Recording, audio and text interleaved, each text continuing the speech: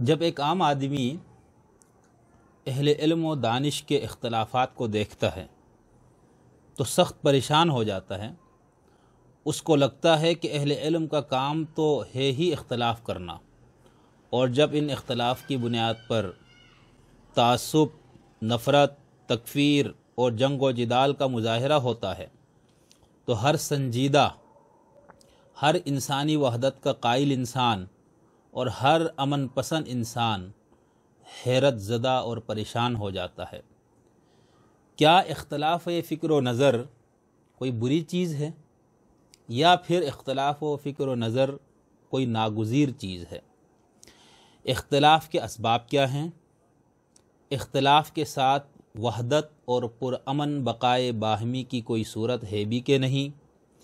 یہ اور ان جیسے بعض دیگر سوالات پر ہم تفصیلی گفتگو کریں گے، مگر پہلے ان سوالات کا پیش نظر رہنا ضروری ہے جن کے جوابات دیتے ہوئے انسانوں میں اختلافات واقع ہوئے یا آگے بھی اختلافات واقع ہوتے رہیں گے۔ اہل فکر و دانش میں جو اختلافات واقع ہوئے ہیں یا جو آگے ہوتے رہیں گے وہ وقت گزاری، ذہنی عیاشی یا انسانوں کو تقسیم کرنے کے لیے نہیں ہے، بلکہ یہ اختلاف فکر و نظر ناگزیر ہے، اس سے مفر نہیں۔ اور یہ اختلاف فکر و نظر نہ صرف ناگزیر ہے بلکہ بحیثیت انسان اس کائنات کا، فکر کی دنیا کا یہ حسن اور خوبصورتی ہے۔ جیسے ہم نے گزشتہ ویڈیو میں بات کی تھی کہ اس کائنات کے اندر جو تنوع ہے، اس کائنات کے اندر جو قسم کے جو اختلافات ہے، وہ اس کائنات کا حسن ہے۔ اگر تمام چیزیں یکساں ہو جائیں، ہر یہاں پر جو موجود مختلف رنگ ختم ہو کر صرف یک رنگی ہمیں نظر آنا شروع ہو جائے تو وہ زندگی بہت بے کیف ہو جائے گی، دنیا کا حسن ختم ہو جائے گا۔ بعینہ جس انداز سے ہمارا دماغ بنا ہوا ہے اس کا لازمی تقاضا ہے کہ ہم اختلاف کریں، فکر و نظر کا اختلاف انسانوں میں واقع ہوں۔ تو اس فکر و نظر کے جو اختلاف ہے اس سے مفر نہیں ہے، اس سے بھاگنے کا کوئی راستہ موجود نہیں ہے، یہ ناگزیر ہے۔ آپ انسانی تاریخ جو معلوم ہمارے پاس موجود ہے، آپ اس کو دیکھ لیجئے، چاہے وہ میتھ کا زمانہ ہو، چاہے وہ وحی اور الہام کا زمانہ ہو، چاہے وہ انسانی عقل یعنی فلسفے کا زمانہ ہو، چاہے وہ آج سائنس کا دور ہو، آپ کو یہ نظر آئے گا کہ انسانوں میں ہمیشہ اختلاف فکر و نظر رہا ہے۔ اب یہ جو اختلاف فکر و نظر ہے، بتانا میں آپ کو یہ چاہ رہا ہوں کہ یہ اختلاف فکر و نظر خاص طور پر یہ اختلافات اہل دانش میں، اہل علم میں، مفکرین میں، فلسفیوں میں، سائنسدانوں میں، برگزیدہ بندوں میں، الہام اور وحی کی جو تعلیمات ہے ان میں یہ جو اختلاف نظر آتا ہے، یہ جو تنوع نظر آتا ہے، یہ ناگزیر ہے، اس سے مفر نہیں ہے۔ اور یہ جو اختلاف ہے یہ لوگوں نے وقت گزاری کے لیے نہیں پیدا کیا،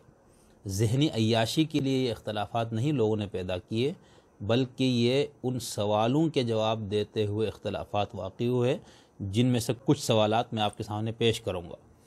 لیکن یہ بات ذہن میں رکھیں کہ یہ جن سوالات کی ہم بات کر رہے ہیں یہ انسان کے سوالات ہیں، یہ کسی خاص مذہب، کسی خاص مسلک، کسی خاص گروہ یا نسل کے نہیں، بلکہ انسان کے سوالات ہیں۔ ان سوالات میں سے کچھ کا تعلق تو کائنات سے ہے اور کچھ کا تعلق ماورائے کائنات سے، کچھ کا تعلق انسان سے ہیں، انسان بحیثیت فرد اور انسان بحیثیت معاشرہ۔ اسی طرح کچھ سوالات کا تعلق حقیقت تک رسائی یعنی علم سے متعلق ہیں، کچھ ان میں سے بنیادی سوالات ہیں اور کچھ ضمنی اور فروعی سوالات۔ سوالات کی اہمیت اور اہل علم و دانش میں واقع ہونے والے اختلافات کے پیش نظر ان سوالات کو قدر تفصیل سے پیش کرنے کی کوشش کی جائے گی۔ یہ جو انسانی سوالات ہیں اس کو اگر ہم چاہیں تو 2 سے 4 جملوں میں ان سوالات کو سمیٹ سکتے ہیں، لیکن چونکہ یہ وہ بڑے انسانی بنیادی سوالات ہیں جن کا جواب دیتے ہوئے، جن پہ غور و فکر کرتے ہوئے، جن کا جواب تلاش کرتے ہوئے اہل علم و دانش میں اختلافات واقع ہوئے ہیں، اس لیے میں آپ کے سامنے ان تمام سوالات میں سے کچھ زیادہ حصے، کچھ زیادہ سوالات میں آپ کے سامنے رکھتا ہوں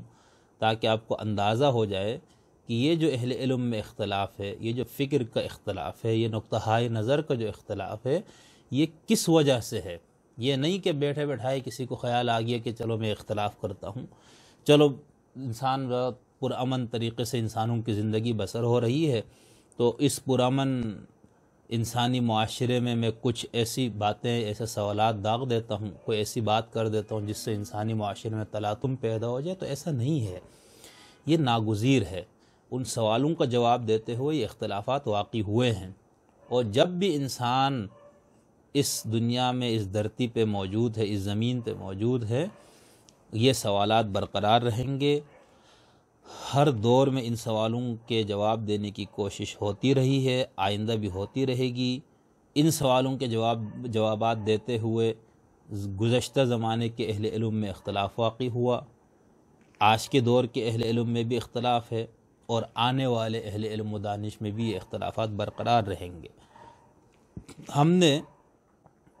ان اختلافات کو انسانی معاشرے کا حسن بنانا ہے، اس کو خوبصورتی کا ذریعہ بنانا ہے، تو اس لیے قدر تفصیل سے میں آپ کے سامنے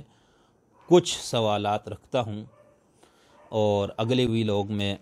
سب سے پہلے آپ کے سامنے جو کائنات سے متعلق انسان کے ذہن میں سوالات پیدا ہوئے ہیں، ابھی بھی موجود ہیں، اور آئندہ بھی یہ سوالات برقرار رہیں گے، وہ سوالات میں آپ کے سامنے پیش کروں گا۔